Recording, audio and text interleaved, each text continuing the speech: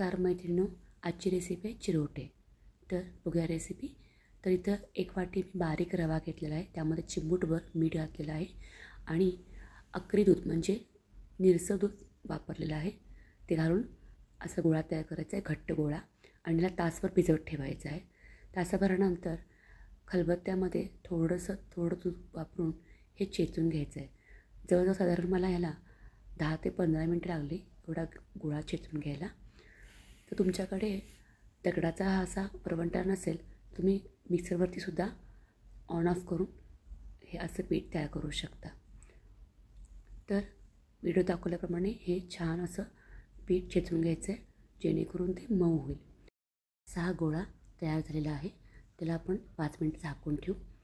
तर एका मिक्सरच्या भांड्यामध्ये अर्धा वाटी साखर आणि वेलदोडे घालून याचं बारीक पूड तयार करून घ्यायची आहे. एका वाटीमध्ये तांदळाचं पीठ आणि तूप याचं मिश्रण तयार करून घ्यायचं आहे. आता ह्या गोळ्याचे आपण 2 भाग करून घेऊया आणि ह्या 2 गोल भागाचे आपण बारीक असे पोळीसारखं याला लाटून घ्यायचं आहे. सुरुवातीला पोळीच्या लाटण्याने करायचं आहे आणि गोळा हा मोठा झाला की ह्याला पापडाच्या लाटण्याने परत ह्याला लाटून घ्यायचं आहे. जेवढं पातळ करता येईल तेवढं पातळ करून घ्यायचं आहे, म्हणजे चिरोटे खुसखुशीत होतील. व्हिडिओ दाखवल्याप्रमाणे ह्याला छान असं पातळ करून घेऊया आपण. आता हा एक गोळा तयार झालेला आहे, तर आपण दुसरा गोळा घेऊया आता आणि तोही ह्याच पद्धतीनं पातळ लाटून घ्यायचा आहे. पीठ छान तयार झाल्यामुळे हे छान ह्याला पातळ करता येतं. आता एक पारी घ्यायची आहे, त्यावरती आपण तांदळाचं जे मिश्रण केलं होतं ते ब्रशच्या साहाय्याने किंवा हाताच्या साहाय्याने तुम्ही लावू शकता. असं पूर्ण पसरून घ्यायचं आहे हे मिश्रण.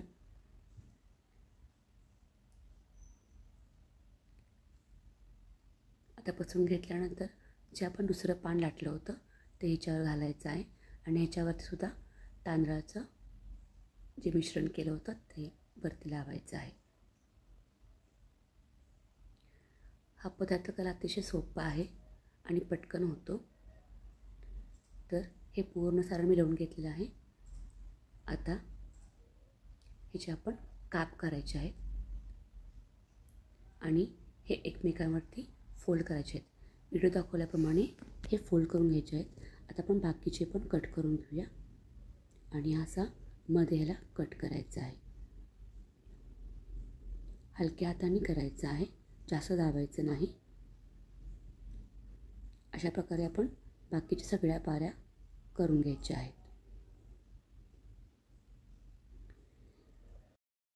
मी तेल गरम करायला ठेवलं आहे. आता व्हिडिओ दाखवल्याप्रमाणे आपण सगळे चिरोटे हे फोल्ड कसे करून घेऊया. आता फोल्ड केल्यानंतर ह्याला हलकंसं आपण लाटण्याने लाटून घ्यायचं आहे, जेणेकरून ते फुगणार नाहीत. फुगलं तर त्यामध्ये तेल भरतं आणि मग जास्त तेलकट होतात ते. बाकीचे सगळे असे चिरोटे आपण लाटून घेऊया.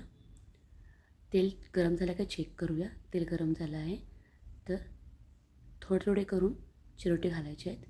गुलाबी रंगावरती तळायचे आहेत, म्हणूनच गॅस हा मंद आचेवर ठेवायचा आहे. तुम्ही बघू शकता आता त्याला छान असा गोल्डन कलर आलेला आहे. आता हे काढून घेऊया आणि उरलेले चिरोटे घालूया.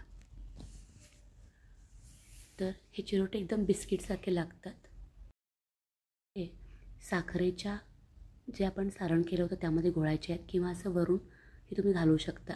मला जास्त गोड नको आहे म्हणून मी असं वरून घालते. तुम्ही साखरेच्या सारणामध्ये घोळवू शकता. मला ही माझी रेसिपी कशी वाटली मला नक्की लिहून कळवा. माझ्या व्हिडिओ लाईक करा, शेअर करा आणि माझ्या चॅनलला नक्की सबस्क्राईब करा. थँक्यू.